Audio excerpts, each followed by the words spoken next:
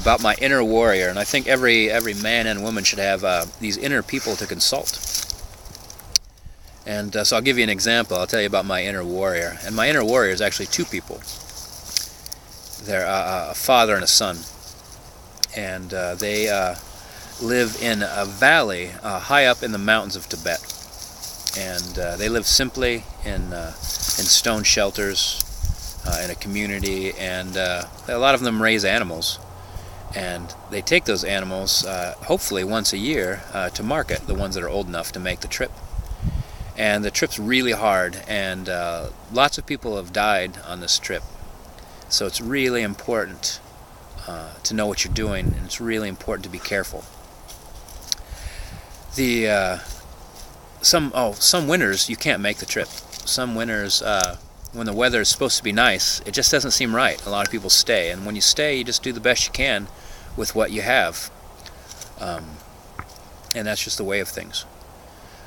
So one winter when the weather got better, and normally they'd leave about now on the trip, the son said, "Father, I think the weather's fine." And the father disagreed. He's like, "Something doesn't feel right." The son says, "Well, it seems right to me, and I'm going to take my portion of the animals and go trade them. I want to be back and enjoy the good weather here at home with the things that I trade for." And so he didn't ask his father's permission, so the father just said, "Well, just remember what I taught you." And the son and a few other young people set out. They're all excited to experience it for themselves and experience it alone. Do it themselves. And much later than normal, the father set out. And it just finally felt like it always felt when it was safe in the past. And a lot of people that went with him said, "Well, I'm not sure. It seems like we're not going to have enough time to get there and back. Like, everything's going to have to go just right if we're going to make it." And the father said, "Yeah, I agree." And about halfway through, the son saw a storm coming. And it started to rain, and everyone stopped and got their rain gear on. And then the weather got worse. And so they set up shelters. And the storm really kicked in earnest. And they started cooking food and trying to make tea. But something was wrong. It wasn't like it had been in the past. And the animals were miserable. A lot of them had actual ice caked into their fur. And the temperature of the tent never got warm like it used to get in the past. And a lot of people were miserable and suffered in the cold, some pretty extremely, and it was just a long wait. Now the father, coming along, when you get to the mountain tops, the passes, you stop, and some people contemplate the future and what they're going to buy with their animals. Some people contemplate the past and think about the people that they've lost on previous trips. Some people think about their family and how important they are.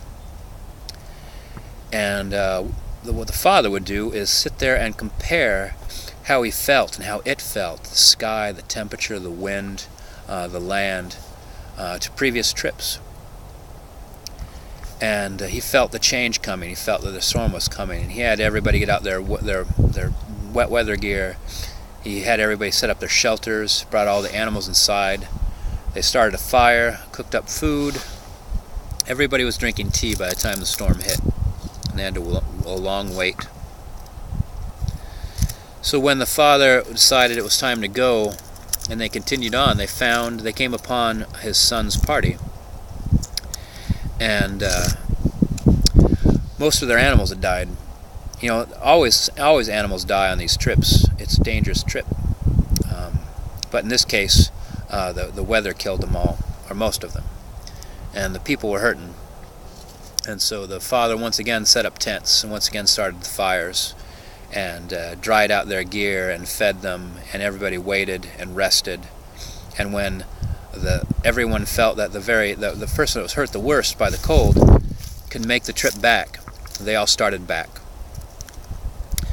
And they made it back just in time for the worst of the weather to kick in. And they got their animals in shelter, and they returned to their homes and their families. And the son said to the father, he's like, I'm ashamed. I'm ashamed that I lost the animals. I'm ashamed that I didn't listen to what you taught me in the past. I'm ashamed I didn't lead the people correctly. And the father said, don't be ashamed. You didn't make a mistake as much as you learned something. You learned something that you had to learn. You learned something that you needed to learn. And things don't always go right, but it depends on how we react to these things and how well we can do it in the future. So, you did remember what I taught you, and I think with my teachings and the teachings of the storm, that next year I think that you'll be ready to lead us to market instead of you following me.